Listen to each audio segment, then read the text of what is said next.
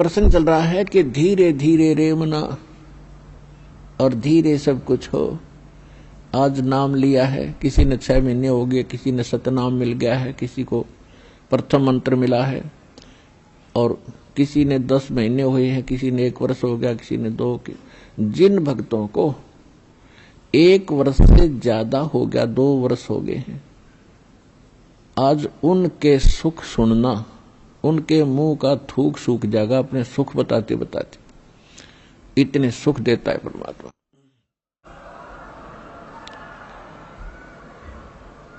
और कुछ अनजान कहते हैं जी मैं 4 बार आ लिया, गण्या कोई लाभ सा विशेष नहीं हुआ। ये उसके लिए प्रार्थना है कि धीरे धीरे रेमना, धीरे सब कुछ हो, माली सींचे 100 गड़ा समय आए फलो।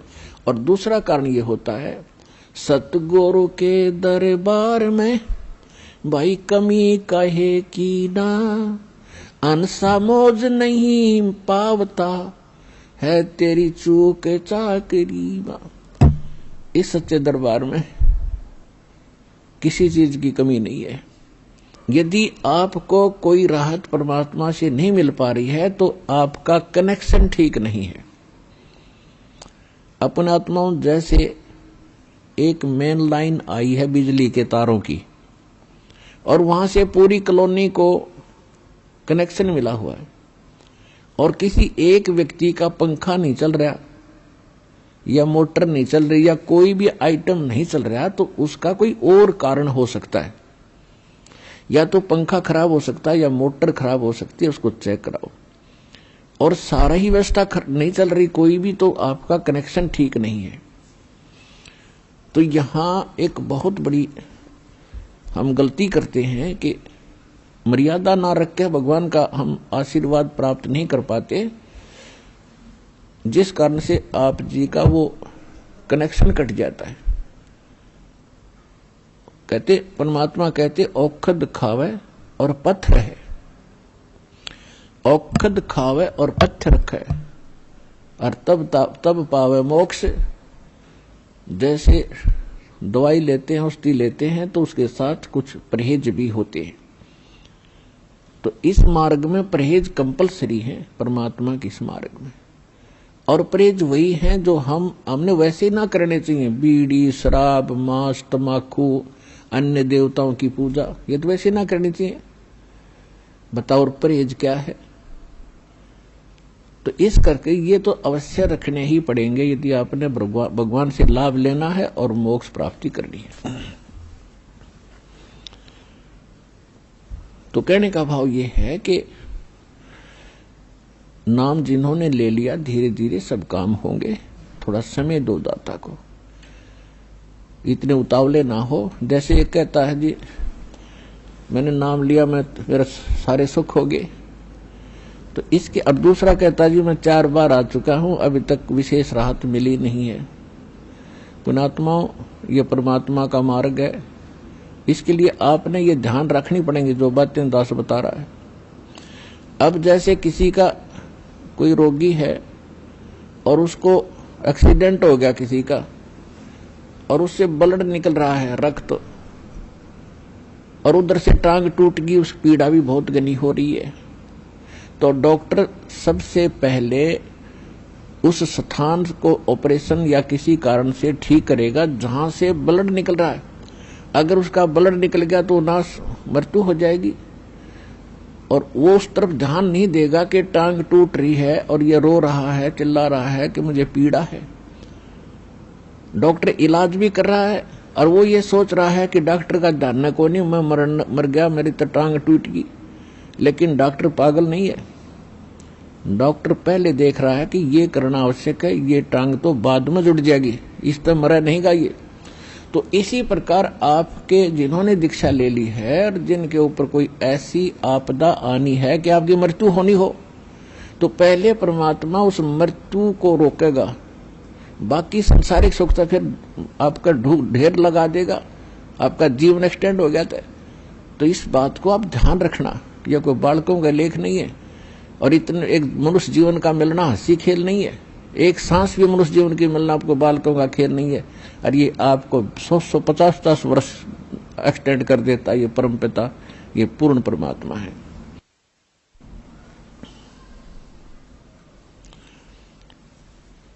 तो पुण्यात्मा, इन बातों पर ध्यान रखना जो दास आपको गाइडलाइन बता रहा है। तो इस प्रकार जिनको राहत नहीं मिल रही है वो ये ना सोचो भगवान का ऑपरेशन चालू नहीं है। आपके उन संकट निवारण के लिए परमात्मा उसी दिन सक्रिय हो जाता है जिस दिन आप इस ज्ञान को पढ़कर या ज्ञान को सुनकर और हृदय से पुकार लेते हो, परमात्मा हम आपके हो लिए, आपके बगैर मुझे कुछ दिखाई नहीं देता है। और कब बुलाओगे उसी दिन से परमात्मा आपको अपना मान लेता है, क्योंकि ये आत्मा का साथी है, आत्मा इसका अंश है, चाहे वो किसी धर्म में है, चाहे किसी मजहब में है, या किसी प्राणी के शरीर में है, कुत्ते गधे सूअर के शरीर में है। तो ये परमात्मा उसी दिन से आपको स्वीकार कर लेता है यदि आप हृदय से पुकारते हैं। और जिस समय नाम ले लेते हो फिर तो बातें खत्म हो जाती है कि आपके कोई सुनवाई ना हो या आपके संकट दूर ना हो। उसके लिए यही कारण हो जाता है कि परमात्मा पहले वो संकट टालेगा जो तेरी जान को जोखिम करेंगे। आपको जीवन एक्सटेंड करके फिर धीरे धीरे तेरे सारे आपके सभी कार्य, आवश्यक कार्य जो होंगे सारे ठीक करेंगे। देखो ये भक्ति मार्ग है। यदि आप यहां आते हो बरवाला आश्रम में तो आपको सबसे पहले ये उद्देश्य बनाना होगा कि मुझे मोक्ष चाहिए। और जो ये कहते मैं फैक्ट्री लाऊं, मैं मंत्री बनूं, एमएलए बन जाऊं, मेरा आशीर्वाद दे दो गुरुजी, देखो ये आशीर्वाद यहां पर आपको नहीं मिलेंगे, क्योंकि ये तो भगवान से दूर करेंगे आपको। और हम ऐसा विष आपको खिला नहीं सकते जो आपका जीवन को हानि कर दे। डॉक्टर ऐसा अनजान नहीं होता। इसका कारण यह है कि जैसे कोठी बंगले आपको दे भी देगा भगवान तो आप परमात्मा से कोसों दूर होगे। और फिर क्या बताते हैं, सर्व सोने की लंका थी वो रावण से रणधीरम, एक पलक में राज विराजीव जम के पड़े जंजीरम। सारी सोने की लंका बख्श दी थी उसको, सारा लंका सोने की बनाए बैठा था। और उस समय तो कई कई हजार, 20-20, 30-30 हजार वर्ष की उम्र होती थी। तो उसने त्याग को सोचना कोई बड़ी बात नहीं थी, कभी ना मरूं, 30-40 हजार वर्ष जीऊंगा, क्योंकि सतयुग में लाख वर्ष की आयु होती है और त्रेता में भी 67 के अंदर 40, 50, 30 और लास्ट में कम हो जाती है।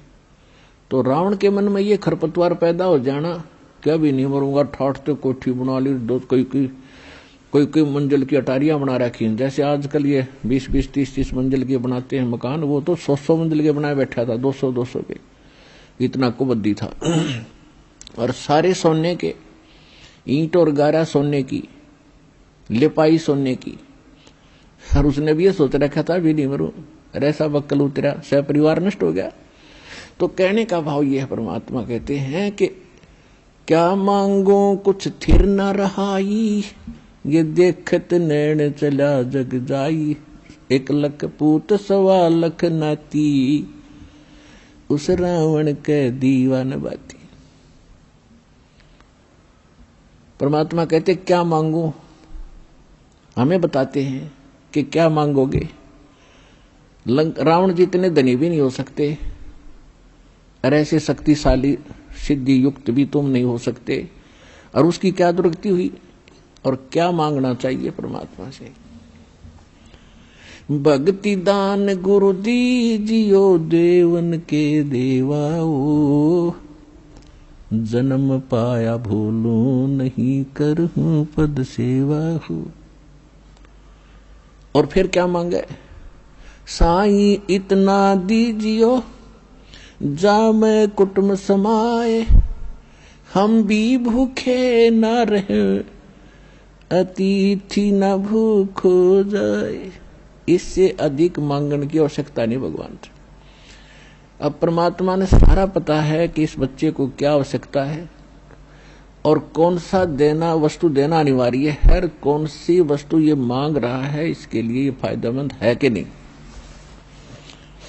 जैसे डॉक्टर के ऑपरेशन यानी उपचार के अंदर रोगी ने अपनी नहीं चलानी चाहिए, डॉक्टर की ही चाले, जब डॉक्टर होगा तो सही हो। और डॉक्टर के उपचार के अंदर बीच में कोई टांग अड़ाता है अपनी कि नहीं नहीं मत ऐसे कर दो ऐसे कर, तू वैसे करवा ले लेकिन उसे लाभ कुछ नहीं होगा, वो रोग नहीं कटेगा। तो इस प्रकार से आप जिस दिन यहां आ जाते हो आप उपचाराधीन हैं, और आपका रोग कौन सा है? जग सारा रोग यारे जिन सतगुरु वेद न जाण्या, जग सारा रोग यारे, जग सारा रोग यारे जिन सतगुरु वेद न जाण्या, जग सारा रोग यारे। कौन सा रोग? भाई जन्म मरण का रोग लग्या है या तृष्णा बडरी खांसी, जन्म मरण का रोग लग्या है या तृष्णा बडरी खांसी, आवागमन की डोर गले में या पड़ी काल की फांसी, जग सारा रोग यारे जिन सतगुरु वेद न जाण्या, जग सारा रोग यारे। भाई देखा देखी गुरु शिष्य बन गे, किया ना तत्व विचारा, देखा देखी गुरु शिष्य बन गे, किया ना तत्व विचारा, गुरु शिष्य दोनों के सिर पे यू काल ठोके पंजारा, जग सारा रोग यारे जिन सतगुरु वेद न जाण्या, जग सारा रोग यारे। भाई साचा सतगुरु कोई न पूजे, इन झूठों जगपतियासी, साचा सतगुरु कोई न पूजे, इन झूठों जगपतियासी, झूठ अंधे की बा गई अंधे ने, ये मार्ग कौन बतासी, जग सारा रोग यारे जिन सतगुरु वेद न जाण्या, जग सारा रोग यारे। भाई सार शब्द सर जीवन बूटी, घस घस अंग लगावे, सार शब्द सर जीवन बूटी, घस घस अंग लगावे, कहे कबीर तुम सतकर मानो, ये जन्म मरण मिट जावे, जग सारा रोग यारे जिन सतगुरु वेद न जाण्या, जग सारा रोग यारे। तो इसमें स्पष्ट कर दिया परमात्मा ने कि आपको कौन सा रोग है। क्या बताया कि जन्म मरण का रोग लगा है, और यह तृष्णा बढ़ रही खांसी, और आवागमन की ऊपर जाओ फिर वहां से अपना हिसाब करा के नीचे आओ, मनुष्य बनो, गधे बनो, कुत्ते बनो, फिर अपना टाइम पूरा करो, फिर जाओ, फिर वहां से नेक्स्ट आदेश हो गधा बनो, फिर जाओ, फिर आदेश बनो कुत्ता बनो, मनुष्य बनो, देवता बनो, फिर राजा बनो, फिर गधा बनो।